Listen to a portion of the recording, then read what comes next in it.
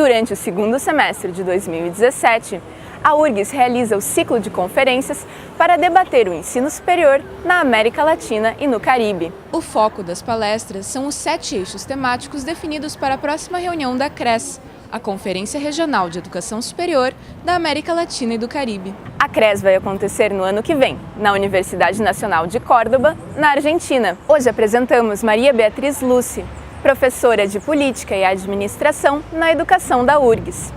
A sua fala buscou compreender a complexidade das forças que atuam sobre o conhecimento e a demanda por democratização de vagas no ensino superior. Fique agora com a primeira parte da conferência intitulada O Ensino Superior como parte do sistema educacional na América Latina e no Caribe. Boa noite, Denise. Boa noite a todos os colegas. Carlos Alexandre, muito obrigado, nosso querido reitor, professora Vrana também, uma saudação especial e a todos que fazem parte do Seminário Internacional de Educação Superior, que hoje compartilham esta parte da programação do nosso ciclo de conferências URGS.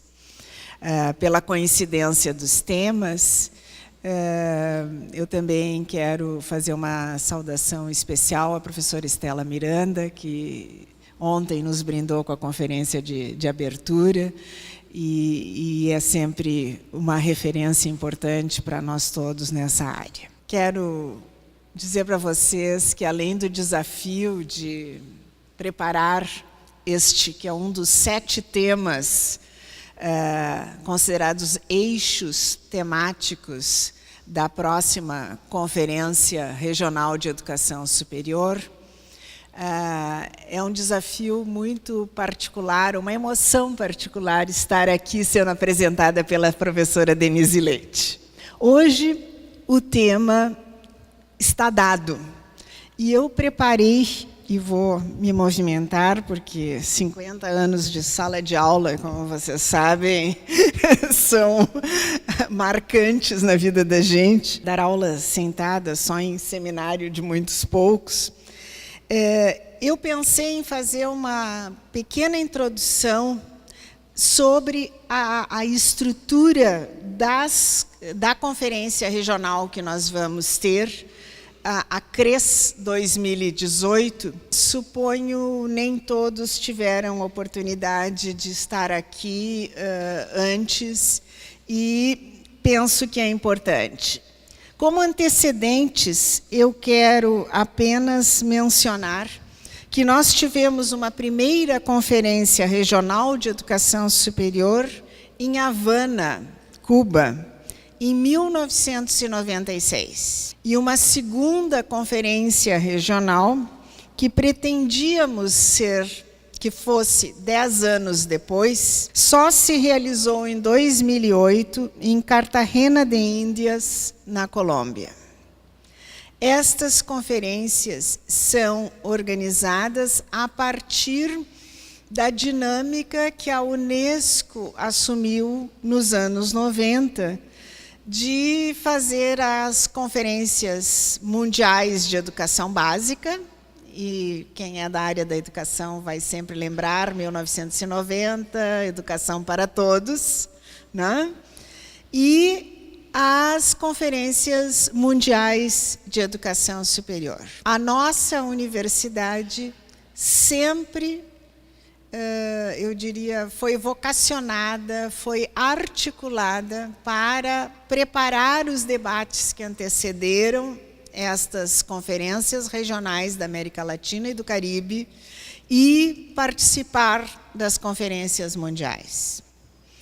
E tive algumas experiências de participação pessoal que me enriqueceram muito e me proporcionaram o estar com, debater com os colegas.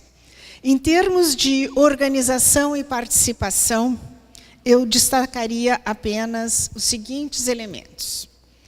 A conferência, então, a terceira conferência regional, vai ser realizada em Córdoba, na Argentina, e não por acaso, né? para coincidir no dia 15 de junho, a conferência de 11 a 15 de junho do próximo ano.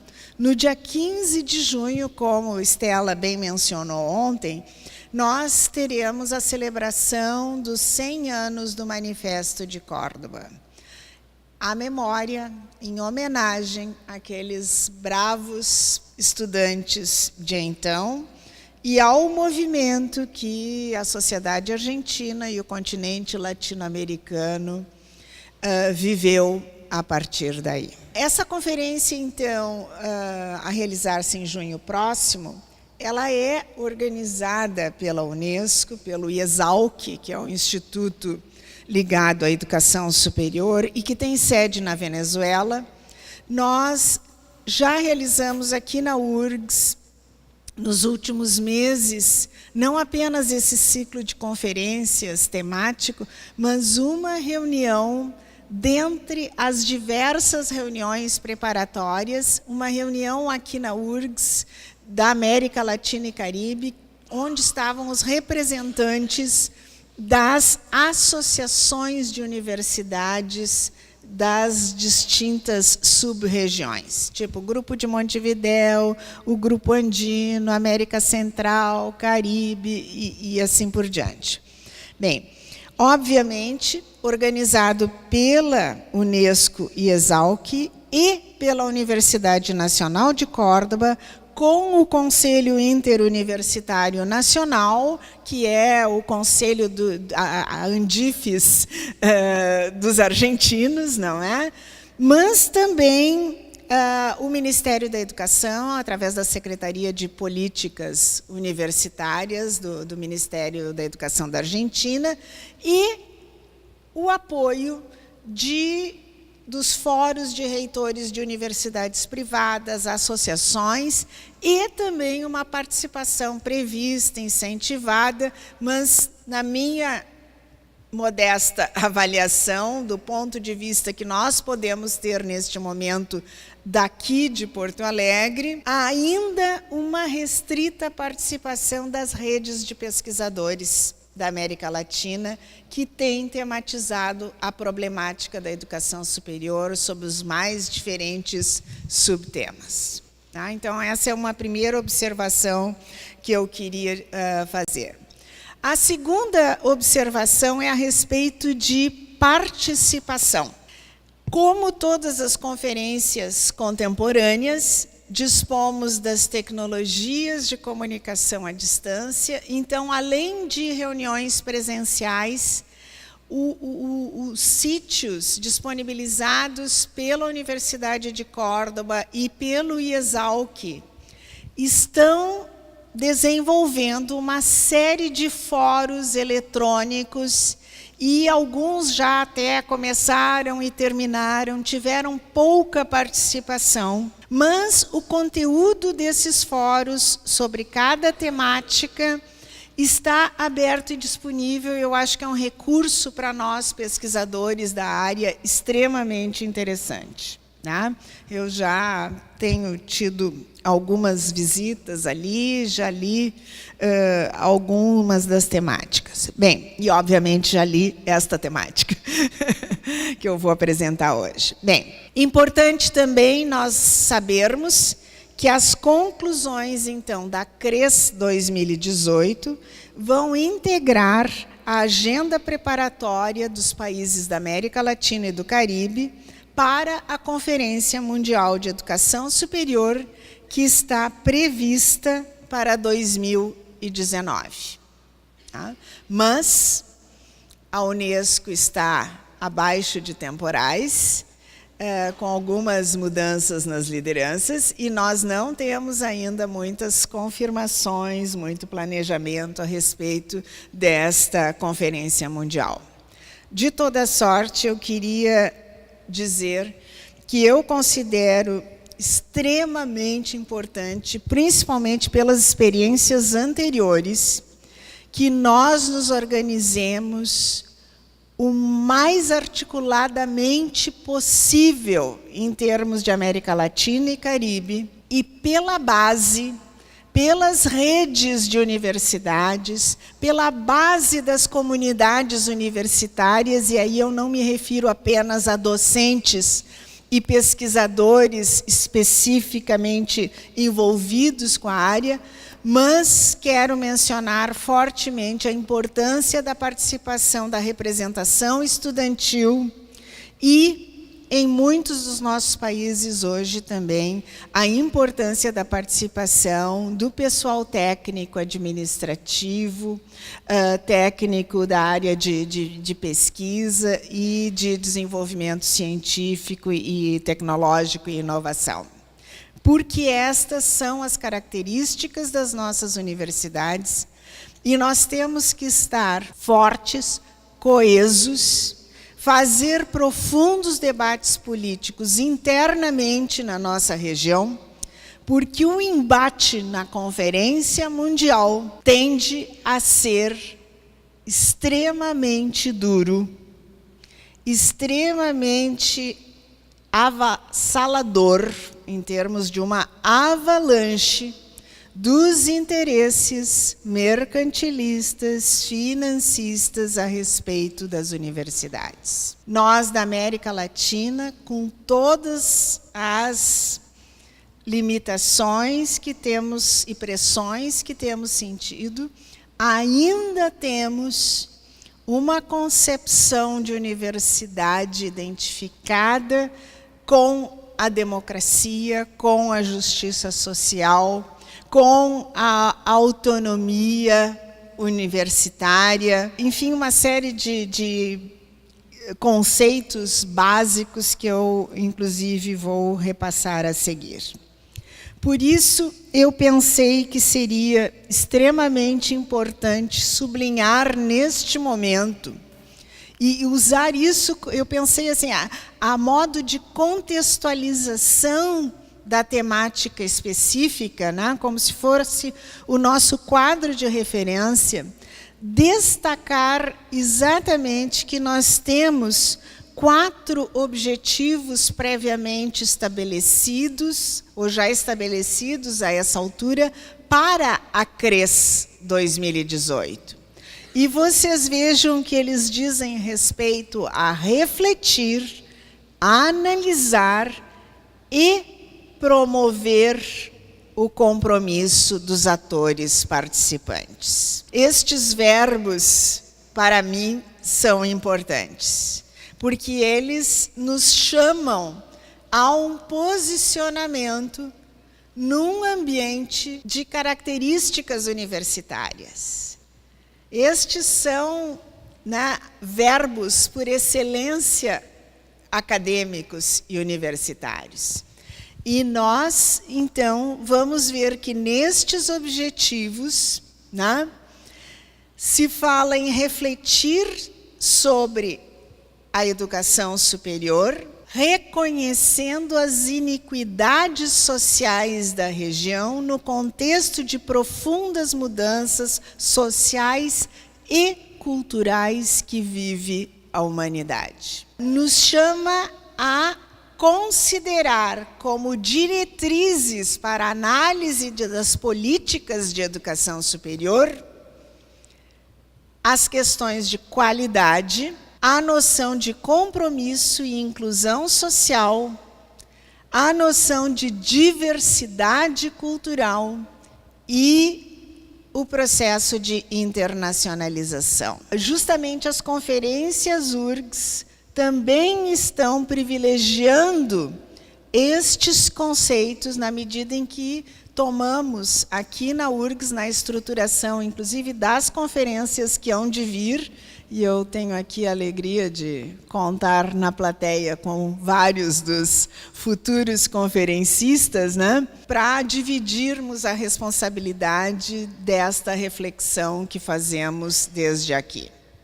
Bom, fala-se também, e esse foi o tema, inclusive, que nós tomamos para inaugurar as conferências URGS 2017, na noção de que precisamos, com os governos, as instituições de educação superior e as outras organizações da sociedade civil garantir o desenvolvimento sustentável da educação superior. E eu creio que esta é uma noção de desenvolvimento sustentável da educação superior que nos remete a um conceito maior, e o nosso reitor, professor Rui Oppermann, foi quem inaugurou a reflexão sobre esse tema, entendendo que este desenvolvimento sustentável, ou seja, a sustentação que nós queremos para e da educação superior, é a sustentação da educação superior como um bem público, como um direito social universal e uma responsabilidade de Estado. É nesse tripé que se assenta a noção da possibilidade de sustentabilidade da educação superior como um bem público. Finalmente, também nos vêm já nos objetivos os outros conceitos que são critério, que são seminais para nós estarmos refletindo sobre as ameaças e os desafios à educação superior, à universidade hoje. E são seminais porque eles são profundamente identificados no espírito, como ontem a Estela mencionou. É necessário que leiamos novamente o Manifesto de Córdoba, situado no seu tempo e com a capacidade de transitar com aqueles elementos nas mutações e nas mudanças que estão ocorrendo no mundo, nas nossas sociedades e nas instituições sociais, dentre as quais nós situamos as universidades. E estes conceitos seminais são o de uma universidade autônoma, crítica, democrática, participativa, com liberdade acadêmica, e que hoje nós, brasileiros, não à toa estamos enfrentando aí quem queira diretamente nos cercear a liberdade da cátedra, a liberdade da pluralidade de posições, de opiniões e do debate acadêmico, com uma visão latino-americana. Esta ideia da afirmação da identidade latino-americana, sensível às demandas das nossas sociedades e aberta à cooperação e à integração na nossa grande região de América Latina e Caribe. Tá? E acho que esse diálogo, essa proximidade com o Caribe é muito interessante para a própria reflexão sobre a identidade latino-americana e sobre as tensões que aquela sub-região caribenha vem vivendo na pressão do hemisfério norte e buscando as relações acadêmicas, políticas e sociais com a América Latina, a despeito das dificuldades trazidas porque eles têm idiomas oficiais ou hegemônicos distintos, para além outros que não o espanhol e o português, que nos unem em termos de América Latina. Mas nós temos também na vizinhança brasileira também, línguas crioulas de base francesa, holandesa, e não podemos esquecer. Bom, ao situar estes elementos, eu vou mencionar Os demais eixos temáticos, creio que eu não preciso lê-los, né? Vocês podem acompanhar, mas eles dizem respeito às questões da diversidade cultural e da interculturalidade, à internacionalização e à integração regional, os desafios sociais, a problemática do desenvolvimento e da autonomia científica, tecnológica e de inovação, né? O papel estratégico para o desenvolvimento sustentável aí da região América Latina e Caribe e, obviamente, os 100 anos da Reforma de Córdoba, buscando um novo manifesto da educação superior. Então, essa conferência deverá ser concluída buscando-se os consensos possíveis e, por isso, a importância de nós termos movimentos de debates, de reflexão e de produção de propostas prontos para levar a Córdoba, e há um calendário bem antecedente, não são propostas que possam ficar prontas no 1º de junho para a reunião que vai se fazer no dia 11 de junho. Existe todo um processo acordado que limita bastante, e eu creio que muitas das nossas organizações da base social e do mundo acadêmico estão atrasados nas articulações para levar essas propostas. Por quê? Porque naquele momento será o momento em que a reunião vai começar já com uma minuta, como todas as reuniões internacionais, e esta é a parte política, né, tradicional das relações de poder, da oportunidade de quem tem os assentos e tal. A reunião já começa com um texto de base e um plano de ação, no qual será muito difícil introduzir modificações. Nas outras vezes se conseguiu defender, por exemplo, a noção de educação como um bem público, que se tentava retirar da definição de educação superior como direito. Isso foi, a nossa última conferência foi uma batalha imensa em torno desse tema. Então, nós precisamos estar munidos, né, de elementos para este debate, para estes aportes. Bom, agora, tratando do tema bem específico que me foi solicitado, e como eu comentei com alguns colegas, ao mesmo tempo que eu fico extremamente grata de representar, de ser identificada como uma pessoa que realmente sempre procura discutir educação superior em relação à educação básica, a relação da educação básica com a superior, procurando ver o todo do sistema educacional, a importância das políticas nacionais de educação e de uma consistência entre as políticas de educação básica e a educação superior. Isto se tornou para mim um desafio muito grande.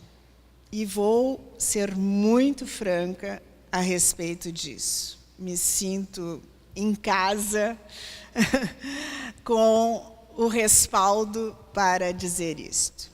O que vocês estão vendo no quadro aqui na tela é o resumo do texto que já está posto pelo grupo de pessoas que foi designado para preparar este tema. Eu não sei se vocês concordam comigo, mas eu vejo que, ao mesmo tempo que é extremamente importante que tenha sido posto como um dos 7 temas a relação da educação superior com a constituição dos sistemas educacionais dos países e dos sistemas educacionais da nossa região, me parece extremamente limitado que este tema seja equacionado apenas com a noção de avaliação da qualidade da educação para fins de regulação.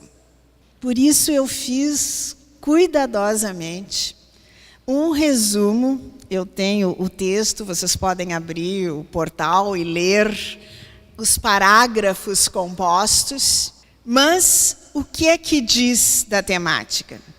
Que o grupo que está trabalhando com isso, e é um grupo sério, é um grupo de pesquisa, com representação de vários países, mas, por exemplo, da nossa sub-região, né, nós brasileiros sempre reclamamos, não tem brasileiro nesse grupo e tal, mas são poucas pessoas também, né, nós somos muitos países na região. Mas nós, o que é que diz? Que o estudo vai ser feito considerando as características da educação superior, as mudanças que têm ocorrido na demanda pela educação superior, né?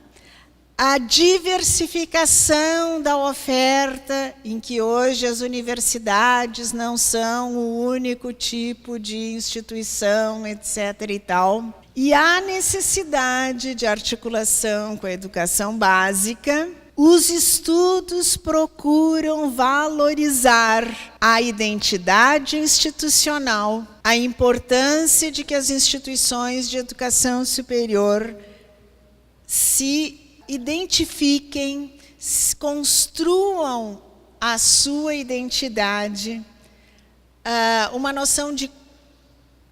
A palavra conscientização não é usada, mas eu diria, né? Para o nosso gosto, ela estaria aí. A conscientização da comunidade universitária, das comunidades acadêmicas, não. Fala sempre assim, a instituição com a sua identidade estabelecida, e aí entra esse jargão de planejamento, né?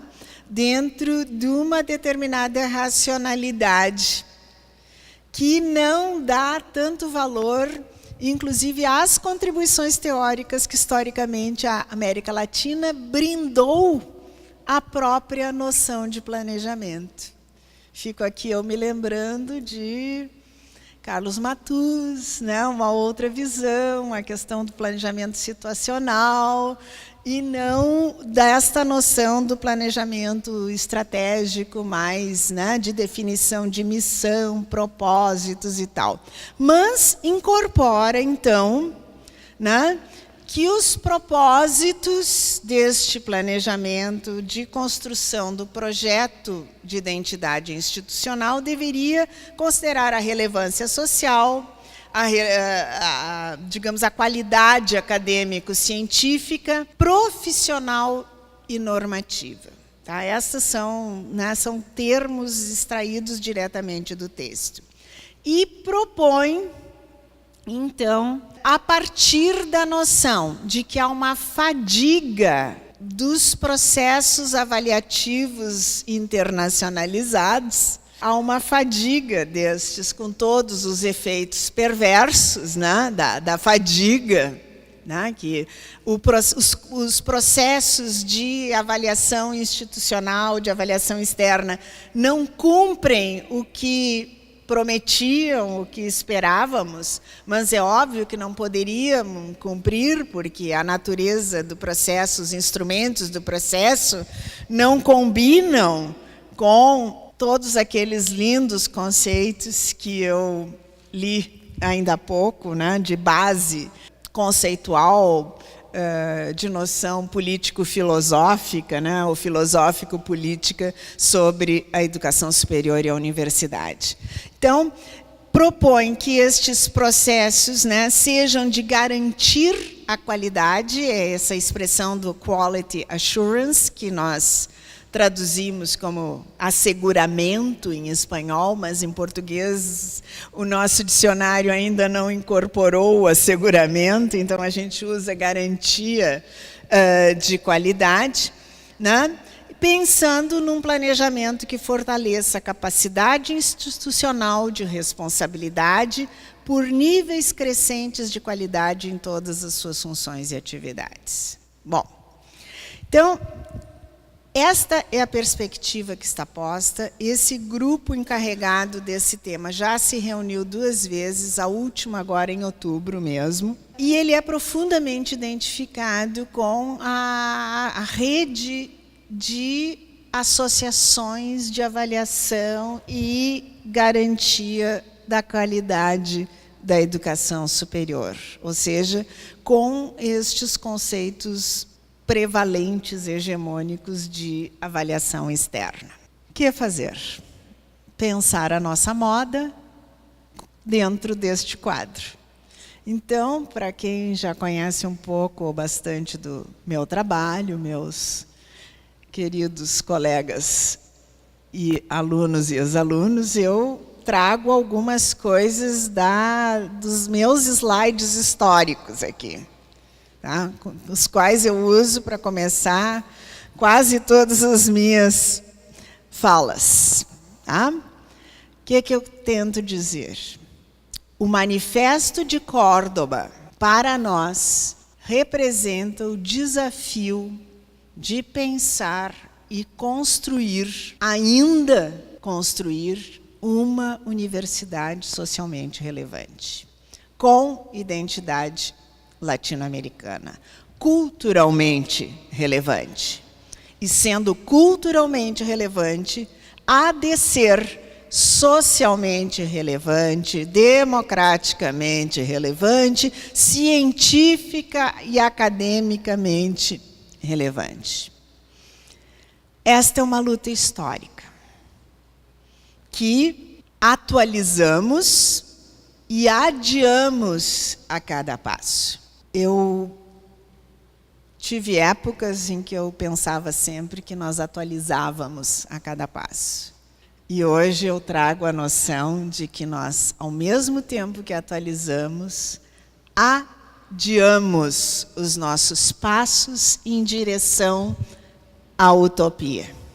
E que é necessário. O Manifesto de Córdoba é um manifesto, não sei se Estela, os colegas vão concordar comigo, utópico, no bom sentido do utópico, né?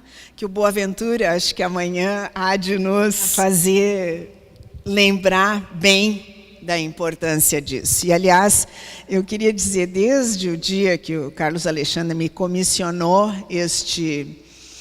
esse trabalho, eu comprei um livro novo dele e reli o livro sobre universidade. Tá? E eu recomendo, nesse livro, A Difícil Democracia, Reinventar as Esquerdas, ele está retomando várias coisas, desde lá do Pela Mão de Alice e tal, e nos atualizando e, ao mesmo tempo, nos mostra sobre a importância de que, ao atualizarmos, nós estamos adiando o nosso plano, os nossos passos de construção. Por quê? Se a utopia é necessária, é o que nos move, é o que nos torna humanos, que nos permite viver em sociedade, principalmente fazer universidade, a realidade é o nosso desafio do viver a universidade. Porque a investigação é a nossa ferramenta do trabalho acadêmico, intelectuais, né, que somos. Então, esta noção de que problematizar é preciso, investigar é preciso, porque nós precisamos compreender e encontrar as ferramentas, né, os elementos teóricos para o exercício da crítica reflexionante ou da reflexão crítica que nos permite construir uma perspectiva. Então, é com esta noção, né, de uma luta histórica, mas que, por ser história, há muito que construir, que nós temos enfrentado o compromisso de uma construção democrática da política educacional. E, por isso, conferências em cada universidade, em cada rede de pesquisadores, em cada região, sub-região, em cada país, são muito importantes. É a participação coletiva que nos permite construir a análise crítica e a construção da perspectiva. É a participação coletiva que legitima as nossas propostas para a política educacional como uma política de Estado, e não uma política de oportunidade, uma política apenas de governos, apenas de gestões nas nossas universidades, inclusive. Então, é nesta noção, inclusive, que se plasma este conceito que nós temos, né, trabalhado e retrabalhado com ele desde a década de 80, de que o desafio da democratização da educação requer fazer ao mesmo tempo, ou só se poderá fazer pela democratização na educação. Portanto, o processo de participação e o processo de conquistar politicamente políticas de Estado para a educação é fundamental, assim como é espelhado e espelhável na construção do planejamento e da gestão das nossas universidades, né? O desafio fica nesse sentido. Bem, obviamente, quando nós estamos desafiados a pensar em democratização da e na educação, nós podemos deixar isto mais claro, tomando 3 elementos, 3 linhas de trabalho e de reflexão, de construção de perspectivas, né? A democratização do acesso, a democratização do conhecimento e a democratização da gestão. Temos entendido exatamente que são este prisma trifacetado, né, que espelha a sociedade no seu contexto. Se nós construímos um prisma trifacetado e espelhado, ele tem conteúdo, algo dentro, e está num ambiente, e ele reflete, ele é transparente, ele traz de fora para dentro, e, ao mesmo tempo, quem está fora se vê nas diferentes facetas, mas para ele se manter, enfim, a gente pode fazer todo um jogo, uma elaboração de imaginário na construção deste conceito, sobre digamos, a complementaridade e a combinação entre esses elementos.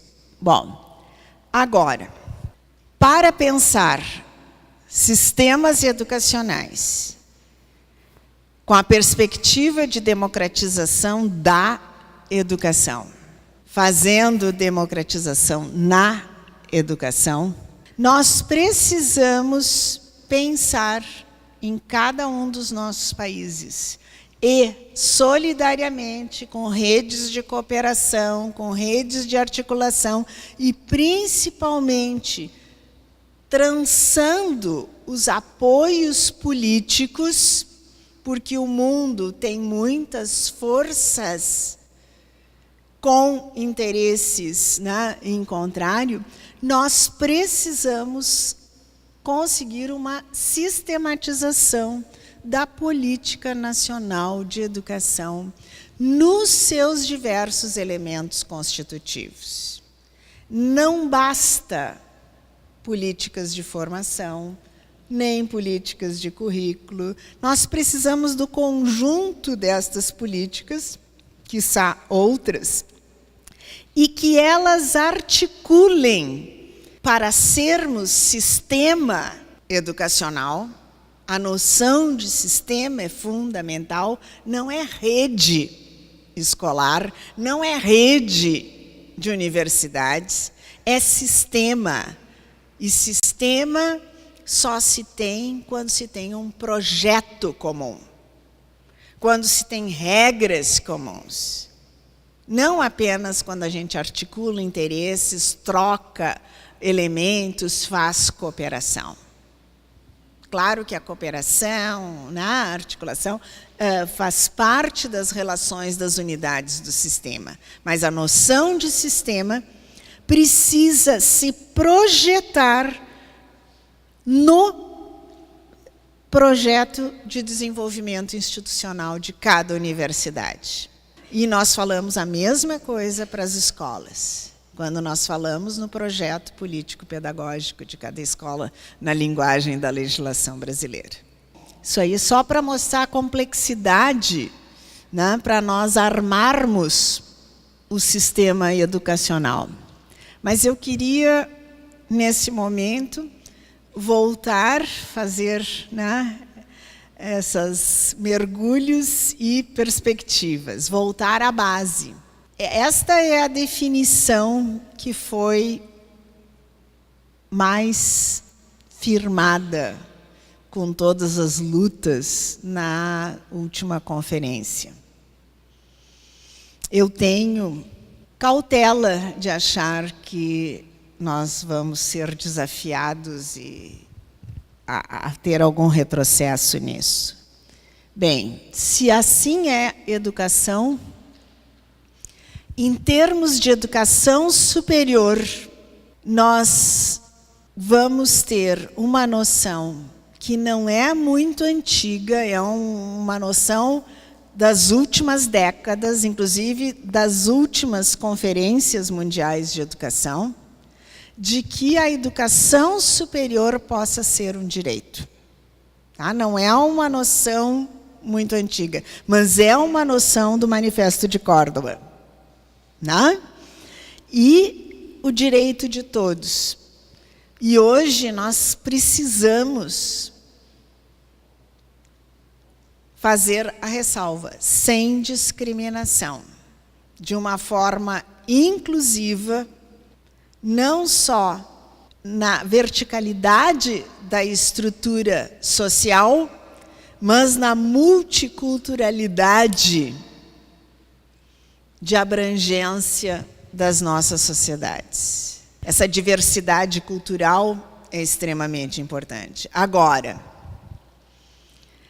há sempre um elemento tensionante, porque na legislação brasileira, e por isso está entre aspas, como de vários países, ou no imaginário consenso, ou no discurso consensual, a educação superior deve corresponder a mérito, capacidade e esforços.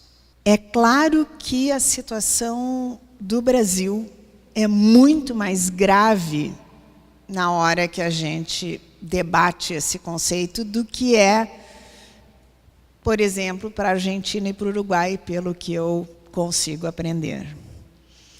Porque o nosso sistema de educação superior, a nossa política de educação superior, ainda requer o exame de proficiência para ingresso na educação superior.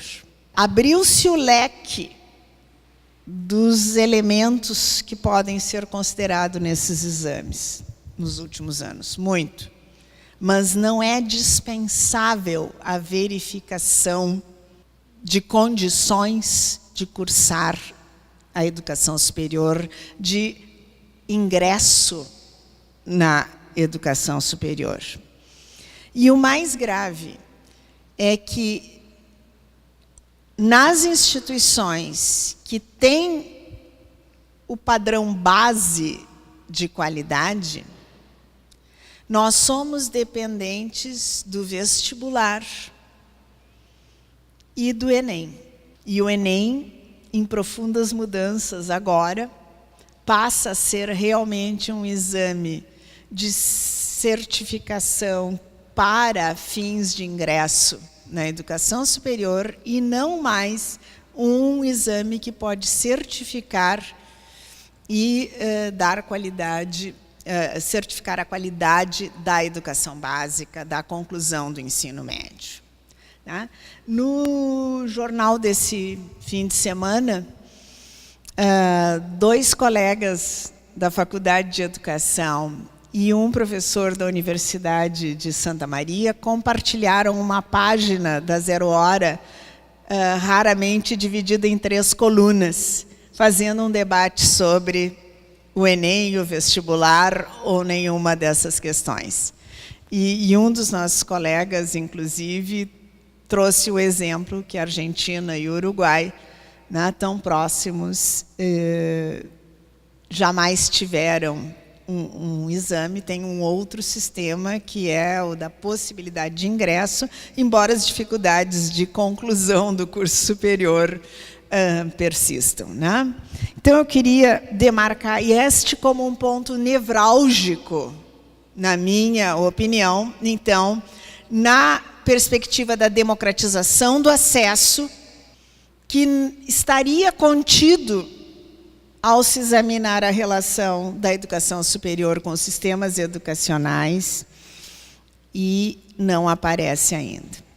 Sobre sistemas educacionais, eu também pensei numa pequena pitadinha histórica e sistemática. Nem todos os que estão aqui são colegas que estudam a área de educação superior ou já se embrenharam por ela há muito tempo.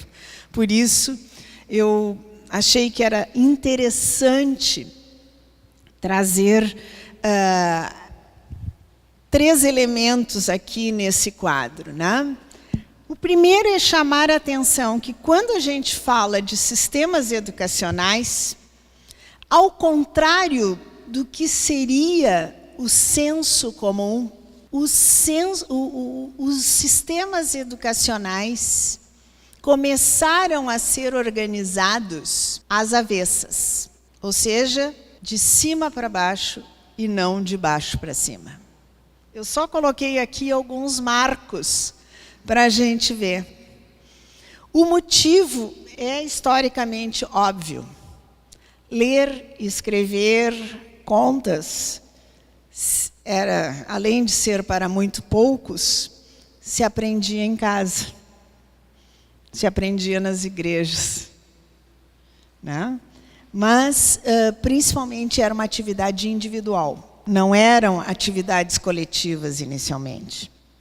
Então, as atividades coletivas mais institucionalizadas, com regras, digamos, de organização corporativa, primeiro aconteceram com a formação das universidades, e aí nós que gostamos um pouco de história das universidades sempre lembramos que as universidades surgiram como um coletivo de professores que ia em busca de alunos, ou um coletivo de alunos que contratava professores. E assim elas surgiram. Nós temos essas 2 vertentes.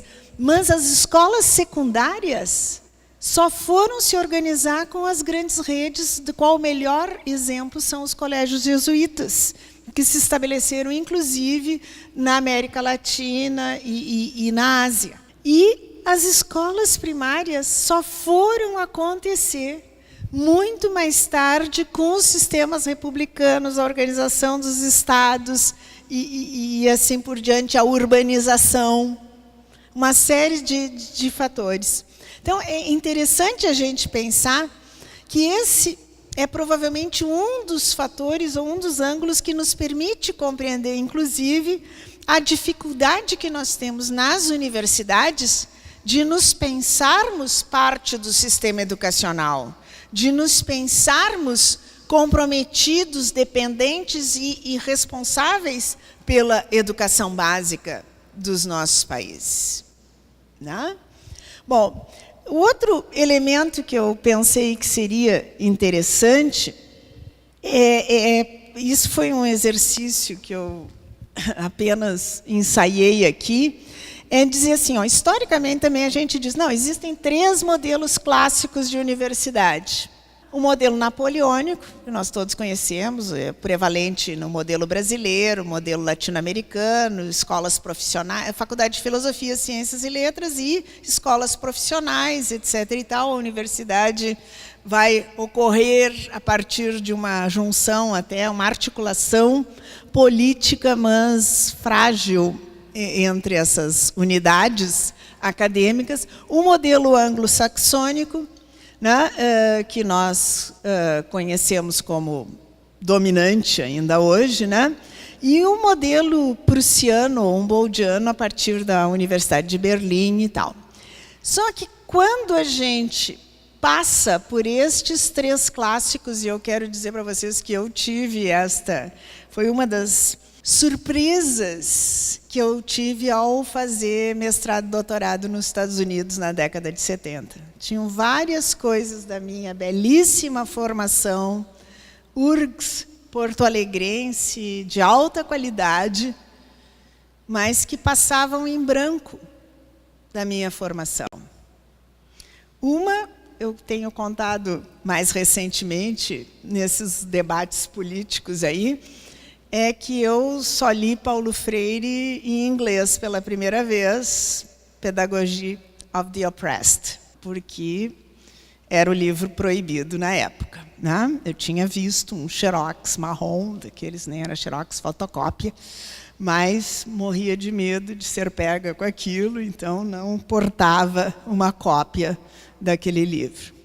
A outra grande coisa interessante foi que os meus professores, né, nas disciplinas de educação comparada, etc. e tal, ao me ensinarem sobre os modelos de universidade, os livros e tal, inseriam um 4º modelo latino-americano. Universidade com participação dos estudantes, com valorização da inserção social, com compromisso com o desenvolvimento social e econômico, com as questões culturais que ainda não perpassavam sequer nos anos 70 as universidades norte-americanas. Né? Obviamente, isso era fruto de uma faculdade de educação, de uma área de educação internacional e comparada, não era ainda um conhecimento dominante. Então, a reforma de Córdoba, por exemplo, eu fui conhecê-la também já mais de perto, mais valorizada na década de 70. Aí, pensando um sistema educacional e as universidades também isso também é da literatura, assim, sistematização, né, teórico-conceitual.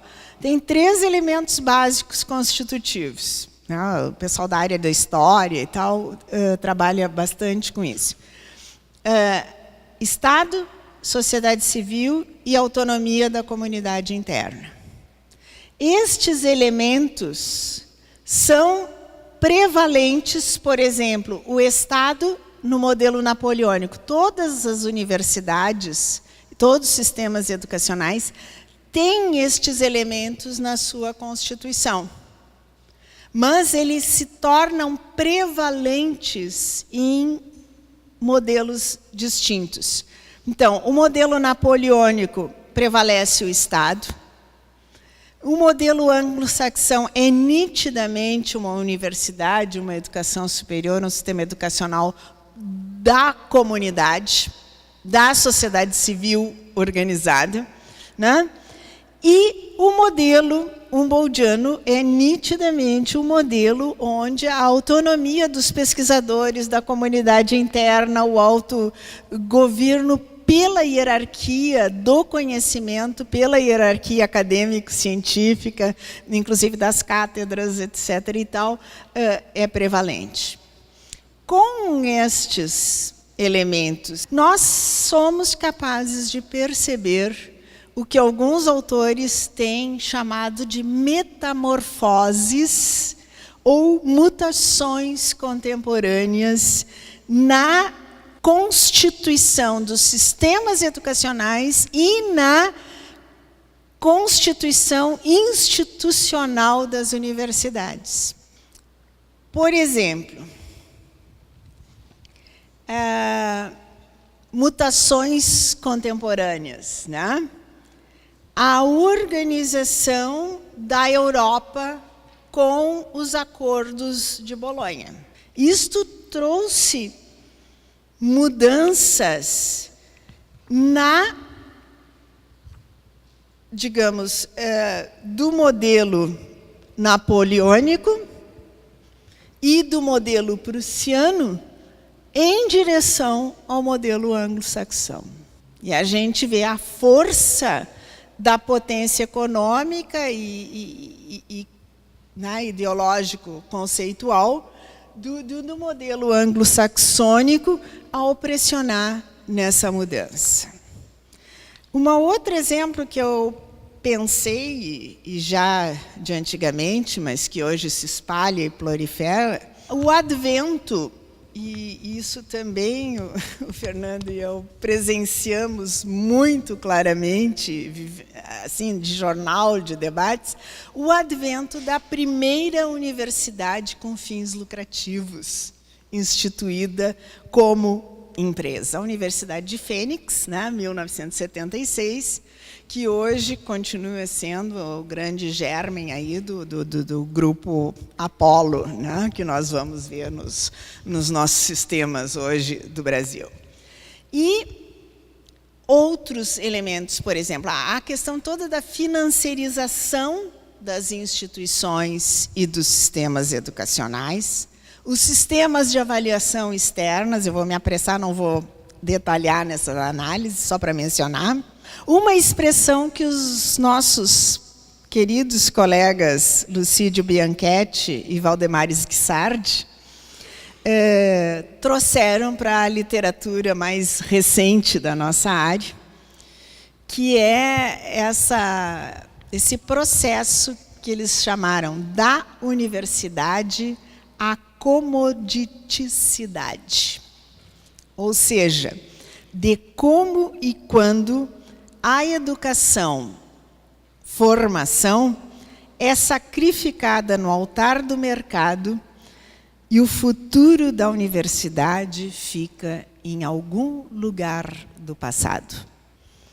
É uma poética desafiadora, né? Eu me dei conta, eu queria ter trazido o livro desses dois colegas, mas me dei conta que estava ali na faculdade, não estava em casa, então não tenho aqui para mostrar para vocês. Mas eu trouxe também um livro super recente, que foi lançado na Amped agora, lá em São Luís, mês passado, que se chama The New Brazilian University. Tá? Nosso colega, o autor, que é o resultado de tese de titular e outros estudos mais recentes, do João dos Reis Silva Júnior, que eu acho que todos conhecemos bem, da Universidade de São Carlos, e o subtítulo, o livro não é em inglês, isto é o título do livro, né? The New Brazilian University, a busca por resultados comercializáveis. Para quem? Onde ele trata, então, de nos mostrar, inclusive com vários elementos históricos. O João tem todo um fôlego de subsídios, mas ele também fez, antecedendo a elaboração da tese, um período de sabático nos Estados Unidos e fez estudo de caso comparativo com a Universidade norte-americana e brasileira e tudo, para mostrar como essas coisas estão se entranhando e condicionando a organização do trabalho na universidade, as decisões que as universidades vão tomando, enfim, nos submetendo fortemente para isso. Bom, eu vou parar por aqui, só vou mostrar para vocês que eu tenho aí toda uma análise, né, de elementos que a gente pode ir adiante e começar a aprofundar esta discussão da educação superior, aqui pensando no Brasil, né? E pensando que a construção do sistema educacional com a educação superior precisa trabalhar com o tensionamento entre a democratização do acesso com condições de trabalho acadêmico na universidade e a garantia de qualidade que seja impregnada do conceito de relevância social. Porque, senão, nós vamos estar fragilizando e limitando o próprio conceito de qualidade. Com isso, eu volto lá à minha preocupação inicial com este tema. Eu tenho aqui vários indicadores, etc. e tal, e termino dizendo que, mais que nunca, é preciso problematizar, propor novas perspectivas de análise e de ação, porque é este o desígnio da preparação da CRES 2018. Análise e propostas de ação, para reinventarmos a universidade pública. Pública no sentido de democrática, participativa e plural, autônoma e crítica, onde prevaleça a liberdade acadêmica. Com isso, muito obrigada.